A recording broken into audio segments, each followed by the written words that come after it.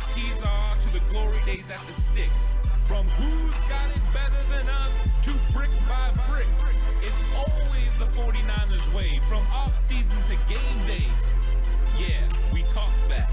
It's the 49ers Cutback.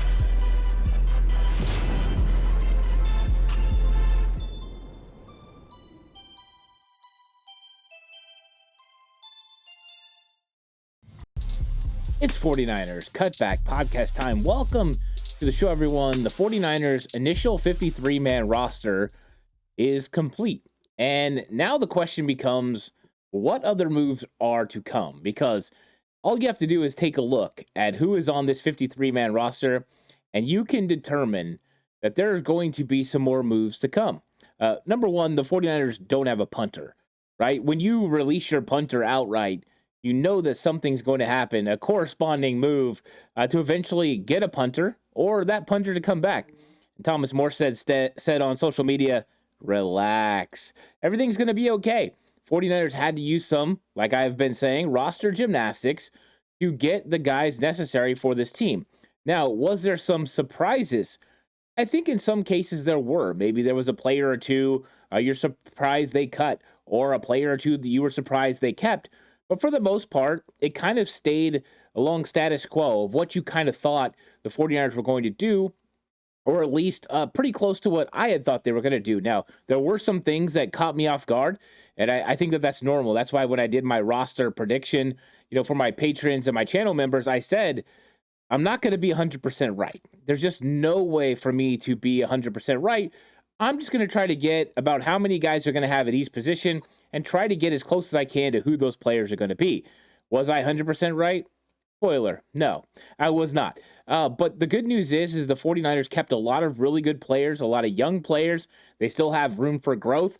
And there's some of these players that the 49ers moved on from that they might have back in the building pretty soon. We'll find out soon enough. So in this episode, I want to go through who got cut, who has made this 49ers 53-man roster, and then examine what moves are going to happen over the next 24, 48 hours as far as the current roster. And there could also be players they bring in, right? The claims are going to come through. 49ers are 11th on the claims, so they could claim players off waivers and put them on this football team. I think there's a lot of players around this league that are pretty interesting that the 49ers could be interested in, which means it could foster some more movement. I don't think this 53-man roster, and the 49ers are very smart, they always say initial 53-man roster, is even for sure what it's going to be when the 49ers play week 1 in Seattle. This thing is a living, breathing thing that is going to change in the next 2 weeks. It's going to change after that when you start bringing players back from the PUP list, when you bring players back from IR. So we're going to go through all of it. The complete roster breakdown. We're going to have everything set up. And then tomorrow, more than likely, things are going to start changing. And we'll keep you updated on what's going on and kind of get into it. So please like and subscribe to the channel if you haven't already. I'd really appreciate it. If you're listening on audio platform, it's 49ers Cutback on Believe Network. Please give it a 5-star rating if you feel like I deserve it. I really appreciate it. It goes a long way to making the content continue to go out so other people can discover it. And of course, this episode is brought to you by FanDuel. FanDuel is a title sponsor of 49ers Cutback. They have lots of cool bets. We're building towards week 1. And right now, the 49ers are favored in Seattle by 2.5 points. So you can bet on the spread. If you think the 49ers are going to cover the spread, you can take care of business. So that's a cool bet. FanDuel is going to be your home for betting all season long with 49ers Cutback. And I appreciate everyone for watching. Now let's go through the players that were released. And that's going to kind of set up how exactly the 49ers go about their business. Now, when you hear the word released, and a lot of people have been putting it out there over the last 48 hours, the difference between released and waived. And, I've been talking about it on the channel for a little while, that players that are released are players with more, 4 or more accrued seasons, makes them a vested veteran, and then they're able to go pick whatever team they want. Also, the players that the 49ers could potentially have some agreements with that they could come back, or maybe you put them on the practice squad because they can't get claimed on waivers. So remember, that's who these guys are. These guys have been in the league for a little while. Wide receiver Robbie Chosen. I don't think that one was a big surprise, but the 49ers do move in a different direction. There's a chance he ends up back on the practice squad. They tried to get him on the practice squad last year. He went to Miami. Said, though, that he regretted that decision. So we'll see. Offensive lineman Michael Dunn. They literally signed this guy last week. He played in the preseason game. He actually played pretty good, but I don't know what that means for Michael Dunn in San Francisco. And, you got 10 offensive linemen that you kept on your active roster. So I don't know there. This one was surprising. Wide receiver Russell Gage was released. I thought that he was the one of the 3 veterans that they were going to keep on their active roster. But what I did not know, and I had said it was a possibility, but they were going to keep Jacob Cowing on the active roster. I thought maybe they would use one of those, choose positions where you could designate someone from IR and designate them to return. They didn't do that with Cowing. That saves them a spot. They still will have 7 designated spots for return during the season. They don't have to bring Jacob Cowing back off of the IR, but they're going to put him on the IR over the next, 24 hours. It's going to happen. But Russell Gage gets released. I think he could be back in San Francisco sooner rather than later. Defensive lineman Jonathan Garvin. I think this one, people saw coming. He spent all last season on the 49ers practice squad. Defensive lineman Trevis Gibson. Now, this is a guy that I thought was in competition with Robert Beal Jr., but of course, I've been saying I thought Robert Beal Jr. was going to beat out Gibson, but I could see Gibson being somebody the Niners were interested in having on the practice squad. But with the tape that he put up, there could be a team around the league that looking for defensive end depth that called Trevis Gibson. I think he did a good job for himself during the preseason and the offseason. Defensive lineman Bruce Hector, he gets released. I thought he had a pretty good offseason. Been in the league for 8 years. We'll see if he ends up landing anywhere. I don't know if there's a spot for him in San Francisco. They're pretty loaded along the defensive line. Wide receiver Isaiah Hodgins.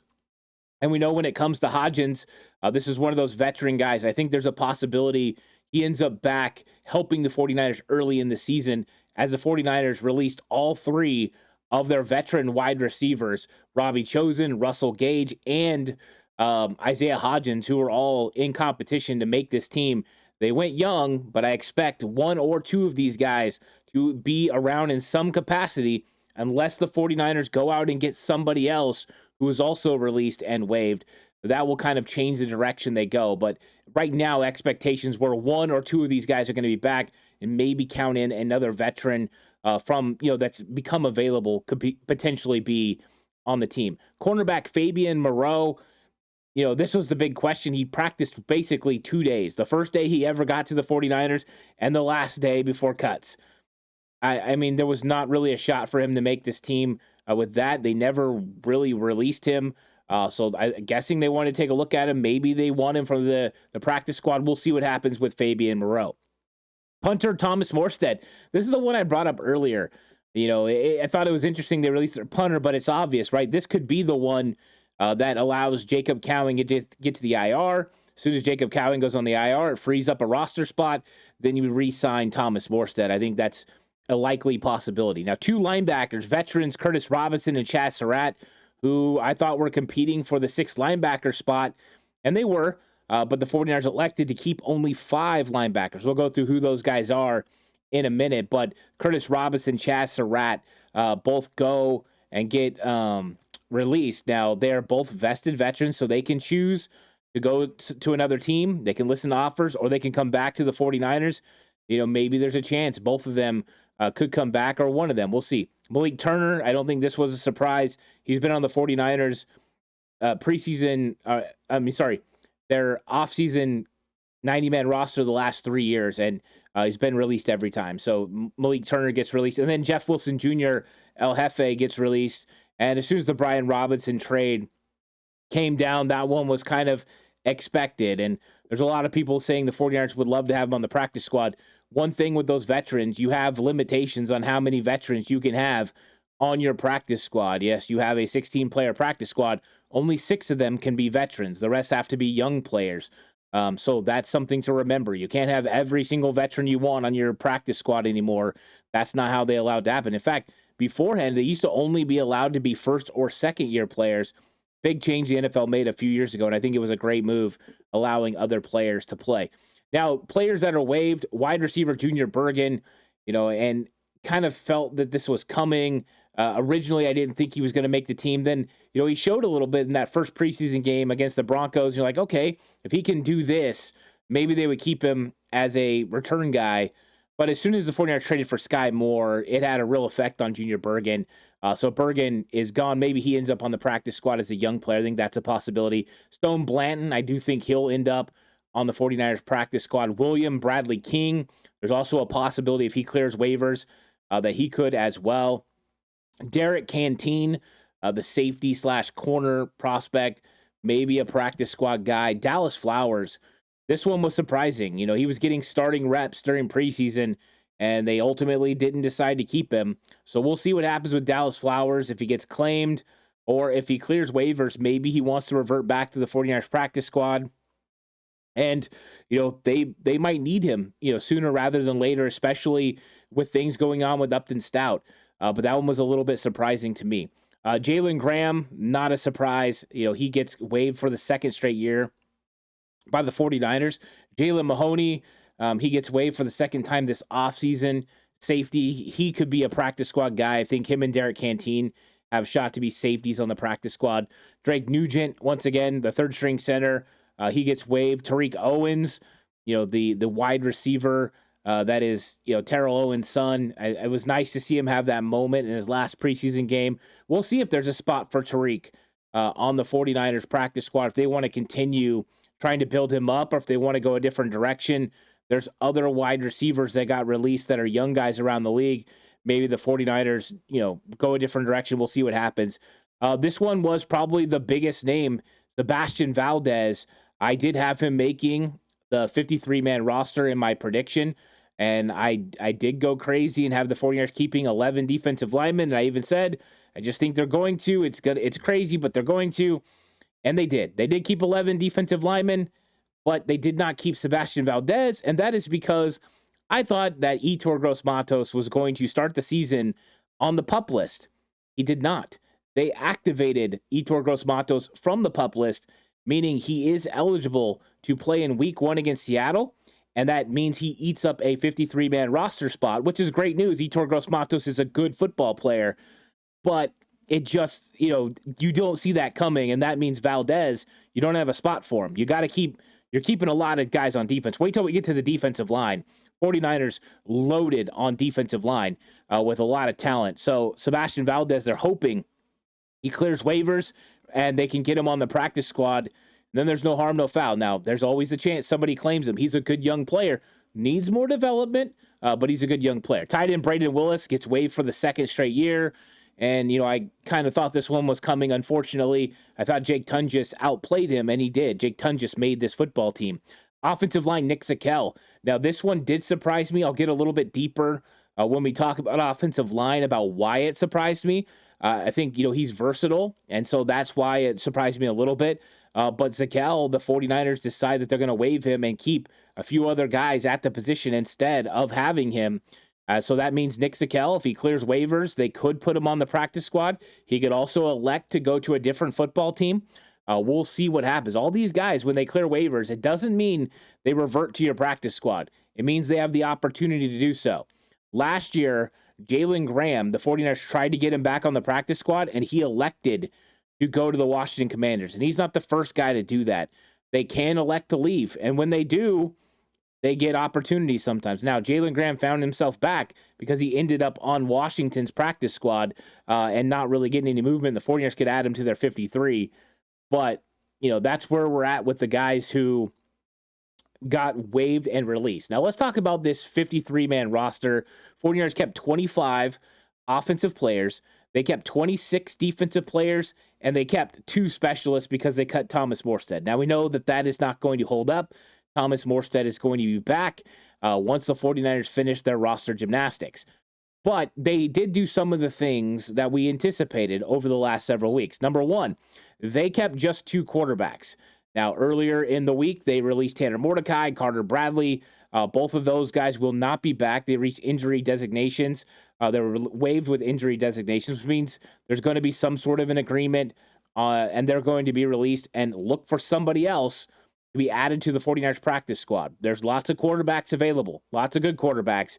young guys who got released, some guys who were drafted pretty high that are going to be available. 49ers might be able to get one of them on the practice squad. Curtis Rourke did stay on the PUP list. He's actually on NFI. I expect him to stay on NFI for the entire season unless there's an injury to Brock Purdy or Mac Jones, especially Mac Jones. In that case, there is a chance they open up his window and decide if they can bring him back. Now, we don't know the status of his knee, but if it is as close as I think it's going to be about midseason, there's a chance he could come back. So the quarterback situation doesn't surprise. Purdy, Mac Jones. Running back / fullback, the 49ers kept 5. That was what was expected. And the exact 5 after the Brian Robinson trade were the guys who are on this football team. Christian McCaffrey's running back 1. Brian Robinson is running back 2. Isaac Garendo 3. Jordan James, the rookie, number 4. And, of course, Kyle Juszczyk, the fullback, the Swiss Army knife. And so he will be manning the fullback position. Those are the 5. And it kind of figured itself out. Corey Kiner went on IR. He reverted back to the 49ers. So if they don't reach an injury settlement, he could sit on IR all season, and the 49ers would retain his rights. Patrick Taylor Jr., he went on IR, finishing his season. Jeff Wilson Jr. was released. And, of course, Keyshawn Vaughn released as well. Now, the 49ers did keep 5 wide receivers, which that's what I thought they were going to do. However, I did not know if they were going to keep, and I kind of brought this up earlier, Jacob Cowing and on the 53 and then go ahead and put him on IR later because he's going to be out for 6 weeks. He's going to end up on IR. Or if they were going to put him as one of those designated to return IR spots. They elected to do the one where they put him on the active 53 and move him over later. And so with that, they did cut Russell Gage, and I thought that he was going to make the initial 53-man roster. So 49ers wide receivers look like this. Jawan Jennings, so far, no IR designation. We'll see what happens. That could happen, and that could change some things if that does happen with all the contract things going on, but I expect Jawan Jennings to be ready to go. Jawan Jennings, Ricky Pearsall, Sky Moore, Jordan Watkins, who's returned to practice again, and Jacob Cowing, who's going to go on IR, which will make this team at 4 wide receivers, heightening the chance that either Russell Gage, Isaiah Hodgins, or Robbie Chosen, or probably 2 of them, end up at least on the practice squad so the 49ers can elevate one for week 1. I think that's very likely. It's a good way to go about it. And Chris Conley and others have worked their way from the practice squad to the active roster. That's how the 49ers have used some of their ways to go. So guys who are not available right now, PUP list, Brandon Ayuk, he can come back in 4 weeks. We fully expect it to be probably 6 to 8 weeks out. We'll see. Also DeMarcus Robinson's suspension officially came down. He's been suspended for 3 weeks, which means he can come back September 22nd when the 49ers are set to play the Jacksonville Jaguars. So he will miss 1 divisional matchup against the Arizona Cardinals. 2 divisional matchups, which is tough. At Seattle, week 1, and then week 3 against the Arizona Cardinals. So those are tough. Not going to have DeMarcus Robinson. Hopefully, you have Jawan Jennings, and they can elevate some of these veterans. And I wouldn't be shocked with some of the guys who were waived and released that there's not an opportunity to maybe upgrade a little bit at the back of this roster if the 49ers decide to do so. That's why I say there's still more moves. I mean, Cowing is for sure getting put on IR, and they're going to have a corresponding move. It could be Thomas Morstead. There could also be other guys. And here's what I'm going to bring up. I know I'm going to get to D-line in a second.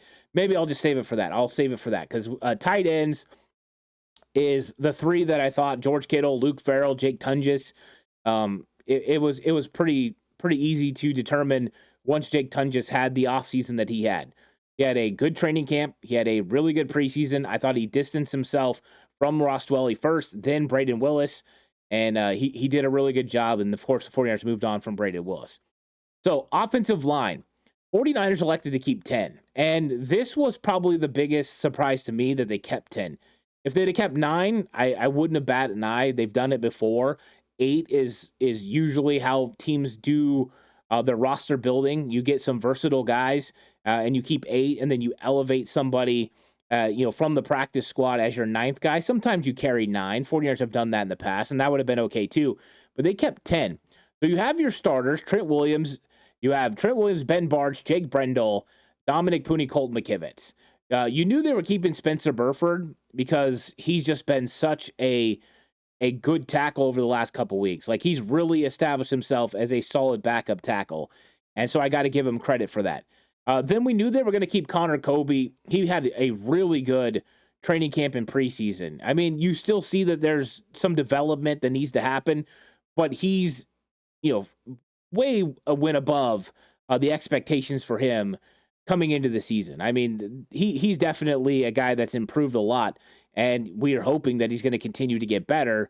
As fans, you're hoping that this offensive line is going to continue to improve, and I think he has the capabilities. Now, where it got interesting and where you started seeing the 49ers keep a lot more offensive linemen than you're expecting is I had the thought process that the 49ers would value having roster flexibility.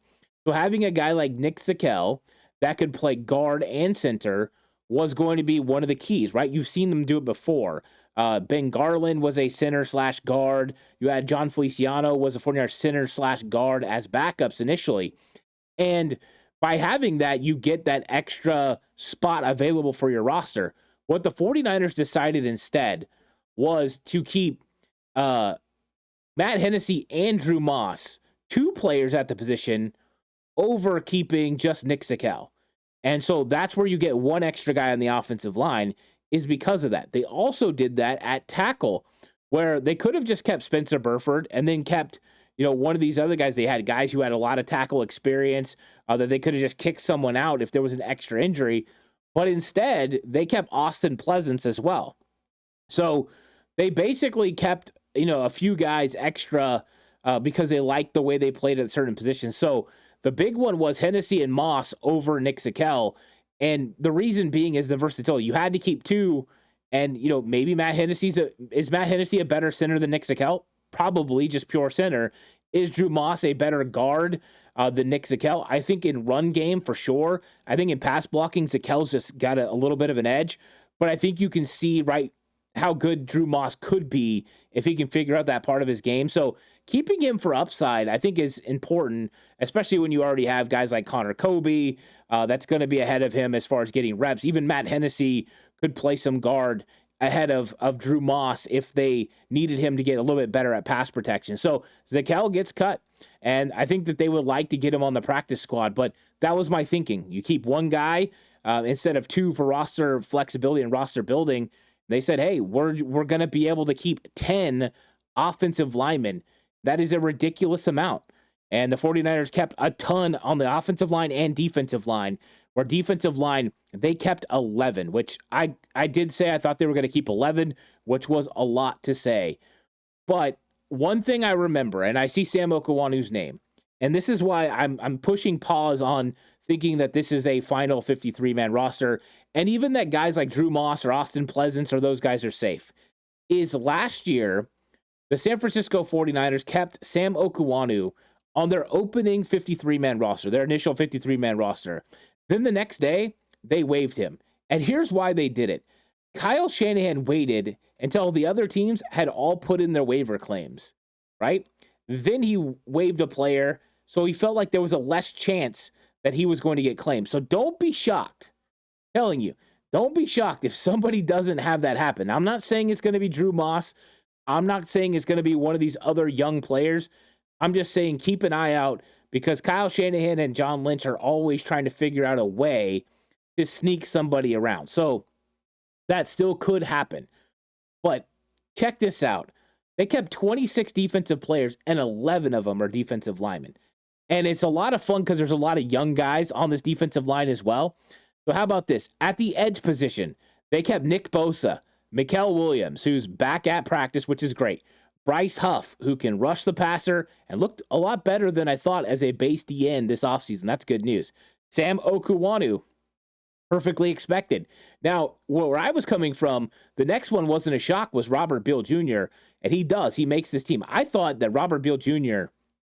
looked the best that we've seen him in his time in San Francisco. There is a guy that's getting better. He set the edge, but now he was starting to present some real pass rush in his small time. He only had 2 preseason games, but I was seeing it at practice. Then you start seeing it in the game. You're like, all right. Now, the one that surprised me was the 49ers kept, let's count it, 6 edge rushers. I mean, it was funny as before training camp, I did keep 6, these exact 6. It's over on Patreon. I kept 6 defensive ends and these exact 6 defensive ends. But then when Yetur Gross-Matos got put on PUP, stayed on PUP, I thought that he was just going to stay on PUP to start the season. They were going to give him more time, but he got activated. The 49ers are rolling into Seattle as of right now, and this could always change, with 6 edge rushers. I mean, this is fun. I love the fact that they've got it. Bosa and Huff bringing pressure off the edge. You can move Okuwanu, Gross-Matos, Williams inside on pass rush downs. So we'll see. We'll see if that sticks. But they also kept 5 defensive tackles. Alfred Collins, CJ West, those were foregone conclusions. Jordan Elliott, Clea Davis, those 2 guys are likely starting week 1 at Seattle. That's just the way it is. We've been saying that Jordan Elliott was going to be a starter, and I kind of thought Alfred Collins was going to step into that role initially. I now think with the way Clea Davis played during training camp in the preseason, barring him, he's got to stay healthy, and he was a little nicked up. He's already been working his way back. Clea Davis is going to start next to Jordan Elliott. That is your most impactful right this second. 3-4 weeks from now, I don't know. It could be CJ West. It could be Alfred Collins that are able to get in there and make more of an impact. We'll see. West was still dealing with the injury. He'll be back at some point. But, some things there. And then Evan Anderson, and I've been saying for a while, I felt like Evan Anderson and Sebastian Valdez were kind of right there in that competition, right? Who was going to be able to get it done? And it was Anderson who edged out Sebastian Valdez. So the second-year guy proved enough. And this is that thing that Robert Saleh did. If you look at this defense, he kept a lot of run stoppers up front, right? Alfred Collins, CJ West, Evan Anderson, even Jordan Elliott is got a little bit of that there. And then he kept the defensive ends that he could put on the inside to rush. He might not need very many of these defensive tackles to rush the passer. Maybe just Jordan Elliott on one side, every once in a while as a defensive tackle, or Clea Davis. It might be the way that they kind of mask how they're building this team. So very interesting. 11 defensive linemen right now. I think it's very, very cool that they did that. And kind of saw it coming. Now, Kevin Givens did get put on the IR, and he got put on the IR as a guy set to return. So he is going to come back during the middle of the season, a torn pec. So it's going to be a little while. Probably see him somewhere halfway down the season. Now let's talk about linebackers. There were 5 guys who were definitely locks to make this team, and the 49ers elected to just keep 5. We talked about Chaz Surratt and Curtis Robinson not making this football team. That one was kind of close. I thought that those guys could help special teams wise. Maybe they'll be back. Maybe they'll be on the practice squad and elevated. We'll see. But they kept, really good linebackers. Fred Warner, D. Winters, Tatum Bethune, Luke Gifford, Nick Martin. Those are your 5 linebackers. Gifford, Martin, they're going to be help on special teams for sure. Gifford, Bethune, who's going to start at Sam linebacker? Gifford's been the guy so far. We'll see what happens. I think that those were 5 solid ones.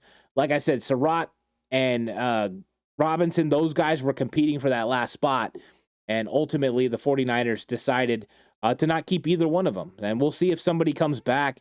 There's always a chance, especially with Robinson coming off the ACL. Maybe they told him, hey, we just want to get you more time. We'll see what happens. Now, cornerback. At corner, I did think they were going to keep 6. Did not think they were going to keep Darrell Luter Jr. over Dallas Flowers. But they elected to keep Deommodore Lenoir, Renardo Green, Upton Stout, Chase Lucas earned his spot. I did not predict this. I'll tell you that much. I did not predict Chase Lucas before training camp happened that he was going to make this team. Did think he earned it. He proved it on the field. He makes it. Saran Neal, he's going to also be on this team, and we know special teams wise, that's a big reason why. They paid him $2 million to come in and play special teams. Kept trying to figure out a way to keep him. I thought that they ended up keeping up the corner position. They did. I know that I had talked about him maybe being kept to the safety position, but when I got the push came to shove and the way that he had playing corner, I thought that was a slot for him. And I thought the 49ers might want to keep 4 safeties, which they decided to do. And then, of course, Darrell Luter Jr. makes the team as well as the 6th corner. And so when you're talking about guys who play outside corner, besides Deommodore Lenoir and Renardo Green, it's Saran Neal and it's Darrell Luter Jr. Those are the 2 main guys. Chase Lucas, Upton Stout are more your nickel guys. Now, Lucas can play outside as well in a pinch, and maybe they will do that. And then the 49ers put Jacob Robinson on the IR, And so his season is over. They could always reach an injury settlement, or just like Corey Kiner, he can revert back to the 49ers roster and they can keep control over him. Maybe it's a redshirt year for Jacob Robinson now that he broke the forearm. It's always a possibility. So now let's go to safety, where the 49ers kept 4 safeties on their active 53-man roster. Jason Pinnock, who is expected to start, the rookie Marquise Siegel, Jair Brown, who it could start. It's up to him and Marquise Siegel, and Richie Grant, who got injured, but they were giving him so many first-team reps. I did think that they were going to keep these 4, and they ended up keeping these 4. I was wishy-washy about Grant. I thought that there was maybe a chance that they could have a Saran Neal maybe take this spot and, keep somebody else, keep an extra guy like a Dallas Flowers. I didn't think it was going to be, Terrell Luter Jr., but Luter Jr. won the spot. Give him credit for what he did. Now, Malik Mustafa is going to start on the PUP list, and they cut Jalen Mahoney, who's got a real shot to be on the practice squad. Him and Derek Canteen. Canteen played a lot of safety as well. So we still don't know for sure who's going to start at safety. Pennick, I think, is the foregone conclusion. And then Siegel, Jair Brown, I think it comes down to. And if Richie Grant's healthy, you got to throw him in the mix. Another guy who's good at special teams that's going to help this football team. So that's big.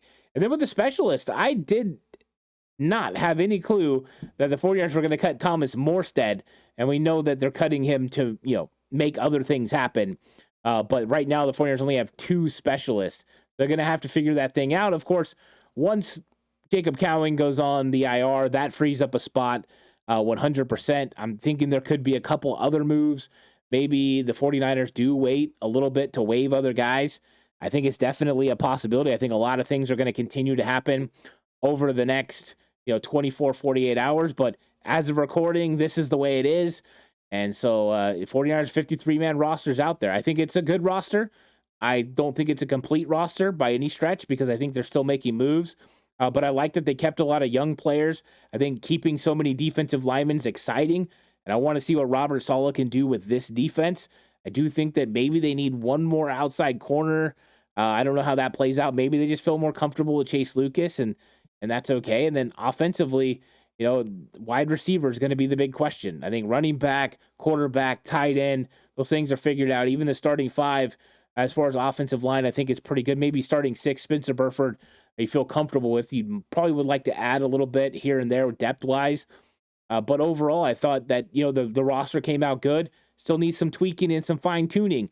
But that's what John Lynch and Kyle Shanahan are going to continue to do. So thanks for watching. I really appreciate it. It means a lot. And if you have time, please like and subscribe to the channel if you haven't already. Really appreciate it. Listening audio platform, 49ers Cutback on Believe Network. Please give it a 5-star rating. Feel like I deserved it. This episode was brought to you by FanDuel. I'll catch you guys in the next one. Until then, stay safe. Remember, the right way is always the 49ers way.